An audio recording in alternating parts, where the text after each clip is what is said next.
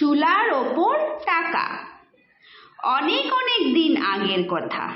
এক ছিল কৃষক, খুবই সৎ আর আল্লাহ ভীরু লোক ছিল সে। কিন্তু কিছুতেই সে তার সংসারের অবস্থার উন্নতি করতে পারছিল না।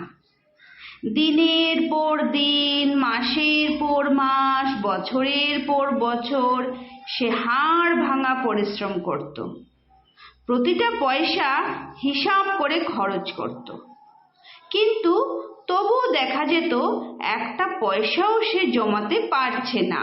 সারা জীবন পরিশ্রম করেও তার মনে হলো আগে যেমন ছিল তার অবস্থা এখনো তেমন আছে, কোনোই উন্নতি হয়নি। একদিন ফজরের নামাজ পড়ার সময় কৃষকটি সিজদার পরে আল্লাহর কাছে মুনাজাত করতে লাগলো। দয়াময়, করুণাময়, তুমিই পারো আমার অবস্থা বদলাতে। তুমি আমাদের ধন দৌলত দাও। তুমি ছাড়া এই দুনিয়ার কারো কাছে চাইলেও আমি কিছু পাবো না। আমার রান্নাঘরের চুলার উপর তুমি আমাকে ধন দৌলত দাও। এই মুনাজাত করে সামান্য কিছু নাস্তা খেয়ে প্রতিদিনের মতো সেদিনও সে কাজ করতে মাঠে চলে গেল। এক মনে কাজ করছে সে। হঠাৎ একটা কাটা গাছে তার কাপড় জড়িয়ে কাপড়টা ছিঁড়ে গেল। রাগে দুঃখে তার কান্না আসতে লাগলো। এমনি সে গরিব মানুষ, তার উপর জামাটি ছিঁড়ে যাওয়ায় কষ্ট হওয়াটা ছিল স্বাভাবিক ব্যাপার। সে কোদাল চালিয়ে কাটা গাছটি শেকড় শুদ্ধ উপড়ে ফেলতে লাগলো। হঠাৎ কোনো কিছুর সাথে তার কোদাল লেগে ঝনঝন শব্দ ভেসে উঠল। চাষি দেখলো একটা তামার কলস। তার ঢাকনা খুলে সে অবাক হয়ে গেল। রূপার টাকার কলস পুরো ভরা। খুশিতে তার চোখ মুখ উজ্জ্বল হয়ে উঠল। আল্লাহর দরবারে শুকরিয়া আদায় করল।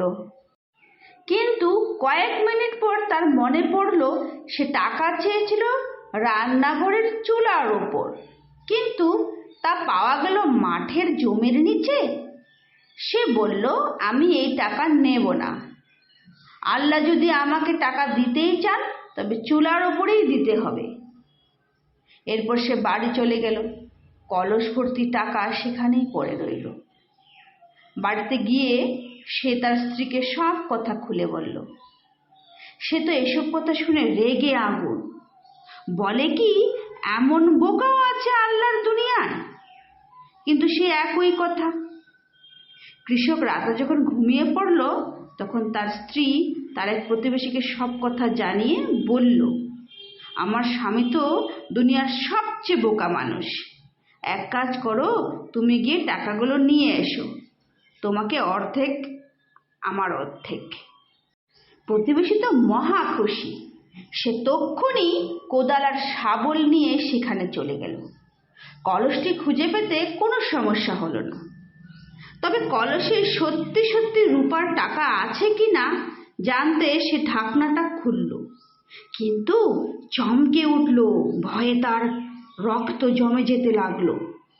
কলসটা যে কালো কালো বিষাক্ত সাপে ভরা, ফোঁস ফোঁস করছে। আর একটু হলে তাকে কামড়েই দিয়ে ফেলতো। সে বুদ্ধি করে কলসটার মুখ বন্ধ করলো। তারপর ভাবতে লাগলো, মহিলাটি তো তাকে মেরে ফেলছিল, সে তো আমার শত্রু।